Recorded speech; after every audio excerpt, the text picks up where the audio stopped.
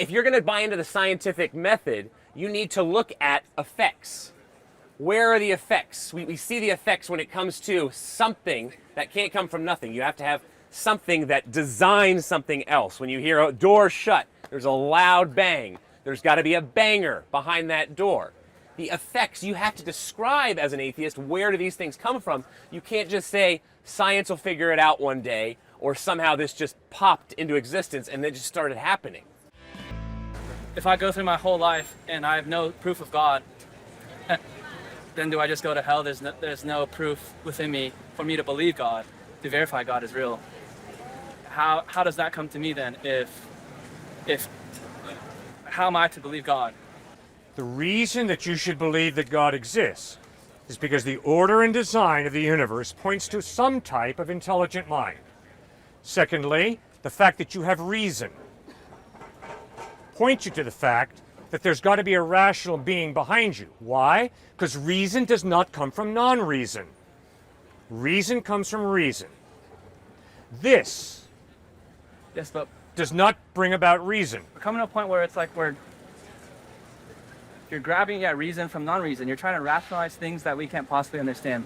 Like there's no way we can verify what was before our existence. There's no way we can verify what was before Earth or even before the universe. So If you mean prove, I agree. If you mean evidence, I disagree. I cannot prove to you that that was made by a watchmaker. But the overwhelming evidence of the intricate order and design of the wristwatch convinces me this was not an accident that came together on the side of the road that I picked up this morning. This is a result of an intelligent mind bringing order out of chaos. I love this example, but it's also, you can understand the watchmaker. You can't understand God creating universe. No, you're right, I can't. But I can understand that order and design do not come about by chance out of chaos. I do understand that reason does not come from non-reason. Reason comes from reason. I do understand that plant life, animal life, and human life comes from life. No plant life, no human life, no animal life comes from non-life. An atheist is someone who says, oh, no. Life comes from non-life. Reason comes from non-reason. I have an objection. Okay, what is it? Cells come from non-life. Like the basic unit living of life come from non-life. And that's what animals come from. Cells? Like, cells don't just come into being, they come from like non-living things. Like what? Like, I'm not sure what cells are made. I mean, quarks. Quarks are atoms, things like that. You say those are non-living, correct? This is non-life. Inanimate matter. You don't get life coming out of inanimate matter. Do you? Well, it's sort of the thing where like monkeys and humans, so we both came from a common ancestor, but we diverged, correct? Okay. Right? So what? So, I mean, non-life and life No, could a have monkey's diverged a living from being. Sorry? A monkey is a living animal. So if we come from monkeys, it doesn't change the fact that life comes from life. Now, if you're going to tell me that we come out of a brick, that we come out of this metal here, No. I'm gonna say, I'm wow. saying we diverged. So, like, monkeys right now, we don't come from them. We come from an ancestor of the monkey. okay, And then we diverge. So, like, same thing could happen with life in this brick. Like, we both are made of the same atoms, and somehow the atoms diverged into some organization of cells, and these didn't, and now they're bricks. Does that make sense? in a nope, way? doesn't make sense. Top-down model is there's a creator. He has created these things to operate, right? You're saying there's created things that haven't been created, and they're just working up, supposedly causing all these things to exist. You got to, if you're going to buy into the scientific method, you need to look at effects. Where are the effects? We see the effects when it comes to something that can't come from nothing. You have to have something that designs something else. When you hear a door shut, there's a loud bang. There's got to be a banger behind that door. The effects you have to describe as an atheist. Where do these things come from? You can't just say science will figure it out one day, or somehow this just popped into existence and then just started happening. Sometimes it's easier to just to say, yes, God, But in some ways, Is it though? I think it is. According to Occam's razor, that makes way more sense in terms of just this whole place just popping into existence out of nowhere. Yeah. So why don't you buy into the simplest explanation, and that is that there's a mind behind it all. What kind of quest are you on? I think life is about like taking one step at a time, because no one knows really the meaning, and no one can be certain about the meaning. And so, like, what's within? Like, what can you do within your realm of possibility? So are you going to worship the search your whole life? No, I'm not. I wouldn't say I'm searching, but you guys are here, so I'm talking. One person came out here and said, oh, you guys have given up. You've just accepted a worldview. You've accepted Jesus Christ. You should be agnostic about everything your entire life. Oh, please, be agnostic about your agnosticism. Please start to recognize that you are the one who've given up. You're taking the easy route, saying, I'm not going to have any convictions. I'm just going to say we have no idea about anything at all. No, you have to take a leap of faith, whether it's to be an atheist, whether it's to be a Christian, a Muslim, a Buddhist. There's going to be faith involved in all of them. But please take that leap eventually. I'd say I'm more agnostic. I mean, there's the possibility that there definitely could be, but I haven't found proof or validation, so I wouldn't call myself a Christian. Think about your experience when it comes to love, when it comes to beauty, when it comes to suffering. Okay. Think about all those things, because I like that you're talking about it's beyond logic, and what makes the most sense out of your experience in life. How does something like atheism answer all those questions? It doesn't. All atheism does is tries to poke hole in logic itself, not the experience. Does there need to be an answer? There needs to be a qualified piece of evidence for something that makes sense of your experience of life. So how do you think through your own identity, your personhood? How do you think through your reason, your consciousness, like we've been talking about? Where did that come from? You got to be thinking through these things, because then you're right. Those are beyond logic. That's part of our experience. When you're on your deathbed, you are going to be immensely feeling these things. It's not just going to be logic and thinking through the evidence. You're going to be feeling these things, and you're going to have to figure out, okay, is there a God or not? Because Steve Jobs, when he was on his deathbed, he finally started to understand there probably is a God. Read his autobiography. He started off atheist, kind of dabbled in Buddhism, but he got to the point of saying, you know what? All of my life experience and all of my relationships, I really screwed up with my relationships with my family, actually, Steve Jobs said. And yet I don't think all of my experience and work and relationships, there's no way that all can just end with the click of a mouse. And he said that before he died of cancer. That was experience was coming down on top of him and landing on him and saying, wow, God makes the most sense of my life. But I think there's an inherent bias that he's about to die. So what's Okay. biased about that? He's about to die. So Yeah, it's going to happen to all of us. We're all going to die. Of course. So what's biased about that? It's reality, he right? fears- This man's going to die, I'm going to die. He fears the loss of connection of life. Yeah. And so then he must ascertain there must be a reason, because there's the fear of him. No, he didn't say wish fulfillment. That's Freudian. Steve Jobs was immensely logical and razor sharp with his intellect. He simply said, it doesn't make sense after all of this work and all these relationships and all that I've accumulated here on earth just to end up stopping. He didn't say, I really want to see my family again and I really want to finish that the project I had at Apple. He didn't say any of that. He said that this, in my experience, is really speaking to me. So it wasn't wish fulfillment, it wasn't a fear of death that he had. Now, we're all going to die, obviously. So I hope we're going to ask, is there any evidence, not proof, is there any evidence that there's life after death? Jesus died on a cross, was buried, 3 days later, rose from the dead. Jesus said, I am the resurrection and the life. He who believes in me will live, even though he dies. And there's a great bias to not believing in God too on your deathbed. It's, wow, there's no judgment day. Whatever I did, there's no moral accountability. This is great. I'm not going to believe in God. This is awesome. See, a lot of people have that as well.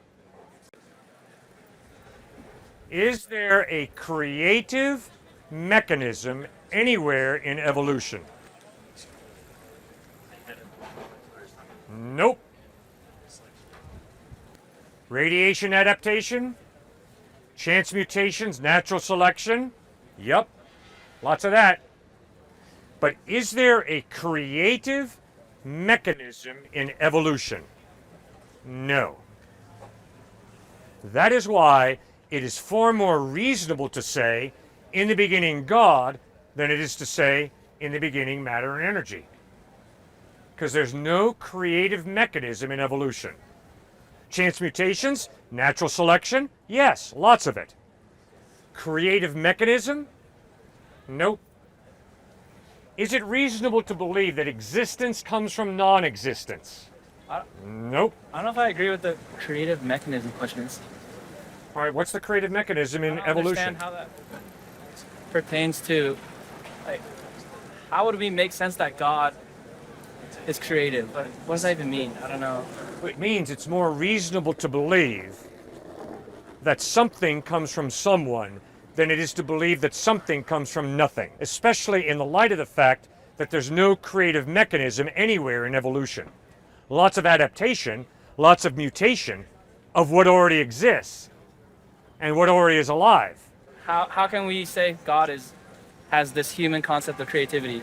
But if it's like something we can't even imagine to understand, like why should he be put, like, need these limits to do anything in this be creative in nature or whatever you say? I don't know. All right, before we go on, I want to thank you. It's an honor talking with you. It is an honor. And I like the way we met. You dancing out here, that's just fine. You don't need to apologize to me for that. That's just fine. But the way you think, I like. You're reasonable, you're logical, and I think that's outstanding, and I respect you highly for that, okay? So thank you for respecting me enough to talk. Right? Yeah, I'm Cliff. You're? Aaron. Aaron, good to meet you, Aaron. And that's Stuart. Stuart. Nice to meet you. Aaron, nice to meet you. Good to meet you. Okay, but Aaron, if it's true what Jesus said, that God really loves you, and that God wants you to spend eternity in heaven alive instead of dead, isn't there a powerful drive in you to check it out? Maybe it's not true, but I mean, come on. You know what happens if you and I get hit hard, we start bleeding, we hemorrhage. We're going to the best doctor we can get, the best hospital. Why? Because we affirm life. So Aaron and Cliff affirm life. We know we're going to die someday. Jesus Christ was dead, rose from the dead. Doesn't mean, just because I say that doesn't mean you're going to believe in him. But don't you think you should read the Gospels of Matthew, Mark, Luke, and John, check out the historical source document, and figure out, did this really occur or not? I haven't read the Bible for a while. Would you read it? If I have the time. Yeah, but why not? I think there's so much. I agree that love is the answer, but so many people to help. Like, if I'm just reading the Bible instead of working on something that I think can help others, I think that's more of a waste of time. Okay. But All right, but wait a second. I find the time. You're a student here, right? Which means you're preparing for, at most, a 60-year career. And you're spending a lot of money, or somebody is, and a lot of time getting a degree here. So if you're going to get a degree here, that's going to lead to, at most, a 60-year career, don't you think it would be wise to check out eternity and the possibility of eternal life? Don't you think that deserves a little bit of your time? If I were to be selfish, Selfish? because I want to see eternity compared to helping others have happiness in the current moment. I think. Okay, I would argue that eternal life is not selfish. It's an affirmation of your life. Your life is significant. You are valuable. Why? Because God made you, and He made you to enjoy eternity. You and I have blown it. We've sinned. We have deserved death. But now Christ is offering us eternal life. Don't you think that that offer deserves a little bit of study? It does. I agree. Thank you for this. Thank you, Aaron. Good to meet you, sir. We see throughout today that like a lot of churches and a lot of priests and pastors have kind of twisted the word and the teachings of Jesus in a way that is not consistent with him. So what do you say to those churches, and how can we revert back to the original teachings of what Jesus intended for us to learn? Progressive Christianity basically says, let's take the foundational truths of Christianity and make them more palatable to the typical average American. So how are we going to make it more palatable? Let's remove this idea of sin. I mean, sinful since birth? No, Rousseau was right. It's ultimately culture that turns a person dark in some kind of way. So they disagree with Freud, who said, no, you were born with original sin. It's the one area Freud agrees with Christians on. So sin would be one. The other would be the cross. A suffering God? That's ridiculous. That's absurd. We need to get rid of that idea. Another one would be the Old Testament God. One who judges? Let's get rid of it. So progressive Christianity comes in and says, let's smooth it all over. So the sex ethics, let's completely get it updated to what our culture says. A loving God, yes. A God of justice and judgment? Absolutely not. A God of blood dying on a cross? Absolutely not. And so that's how a lot of this progressive Christianity has been adapted to fulfill the needs of a typical American, and by doing so has ripped away the central tenets of the faith. So that would be one example. Part of my question was also, how can we change that and revert back to the original teachings that God intended? Jesus Right. intended? This buddy Jacob, who was just stepping in here, saying, no debating. Okay, the very essence of our nation was built off of debating ideas. All men and women are created equal. Thomas Jefferson. Innately equal. A pursuit of happiness. Okay, why? There are others who debated that. Many would say no. There are people of certain ethnicities who are not created equal. So why is it, Thomas Jefferson, why are you coming in and saying innately all are created equal, all have these certain rights that you talk about? Well, it was formed through debate, and it was formed through the Christian teachings, Jesus Christ's teachings that said all are equal no matter what. There's neither Jew nor Gentile, male nor female, slave nor free. All are created in the image of God. And so Thomas Jefferson, even though not a Christian, he really respected Christianity, and he debated and said, this is what we need. So we've got to start with debate. We got to love them. You got to love everybody. That's what Christ teaches. But you need to have vigorous debates. And in the Roman Empire, in Athens, the Areopagus, everywhere debate was going on, debating ideas. And so this guy who was just in here, no debate, let's try and just agree on everything. First of all, that's impossible.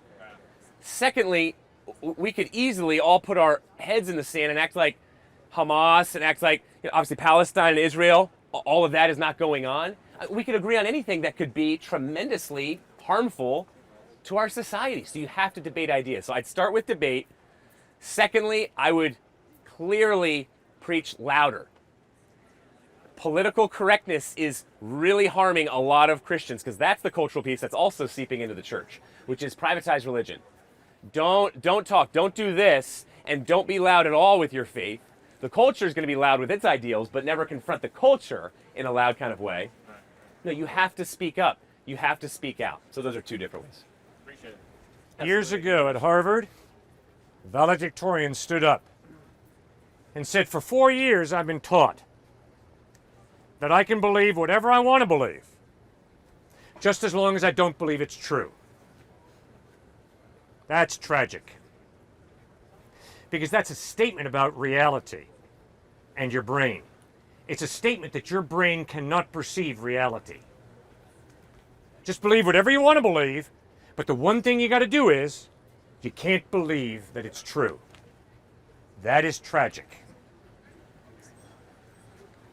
I'm sorry. World War II did happen. And millions of Jews were gassed to death. I'm sorry. Slavery in the United States really did occur. Tragic. And if you deny it, you're living in fantasy land. And I'm sorry, there really is a war going on today between Ukraine and Russia and between Hamas and Israel. And if you deny that, you're living in fantasy land. The challenge for you and me, because we've been created by a rational God and given a rational mind, is we have to pursue truth. 122 out of the 123 colleges first founded in this country were committed to Jesus Christ and the Bible, beginning with Harvard, Yale, Princeton. Why? Because the Bible insists God is a rational being who who creates us in his image with rational minds, and we are to use those rational minds to grasp truth. So it doesn't matter whether you're in science, literature, psychology, mathematics, history, pursue truth. Never become arrogant with your intellect. Arrogance is, I know it all. Sir, I don't care how many postdoc degrees you get. You're never going to know everything there is about biology, chemistry, history, physics. Exhaustive knowledge in any area is impossible. But that does not mean that you cannot have partial, accurate knowledge of what is true and real. Jesus Christ said, I am the truth, which means ultimately truth about God is wrapped up in a person, Jesus of Nazareth. So something you said about like life not coming from non-life. Yes. So why is it like we could use the argument that this universe, it doesn't make sense for it to come out of nothing. Right. So, and there has to be something that created the universe, right? So why do we take that, why is that same logic not applicable to God? Like why could we say, well, why is God there? Like what created Good that? question. Who created God? Cliff, if you say that someone had to create the universe, why doesn't it follow that someone created God? I'll tell you why. The Big Bang blew Einstein out of the water. Because Einstein was convinced the universe is eternal. And he was a pantheist. He thought the universe is God. Nature is God. But then when George... Sorry? No, Arno, that's Arno Penzias. George Lemaitre? Yeah, something like that. Lemaitre, a Belgian Catholic priest, begins to discover the Big Bang. Einstein is fascinated. But then Einstein begins to think about what are the consequences of the Big Bang. The consequences are nature is not eternal, there must be a creator. Because it means the universe has a beginning, if the Big Bang is true. It's not eternal. And Einstein was so opposed to that idea of there being a creator that mathematically he tried to disprove the Big Bang, and he put together a fudge factor to disprove the Big Bang. But some fellow mathematicians showed his dishonesty. And I respect Einstein because he said, you're right. I put that fudge factor in to try and disprove the Big Bang. Because he understood philosophically that if the universe does have a beginning, there's got to be a creator. So after he acknowledges that the Big Bang is accurate, he becomes a theist. He begins to believe that there's a God. So, here's the point. Everything that has a beginning has a cause. The universe has a beginning, therefore the universe has a cause.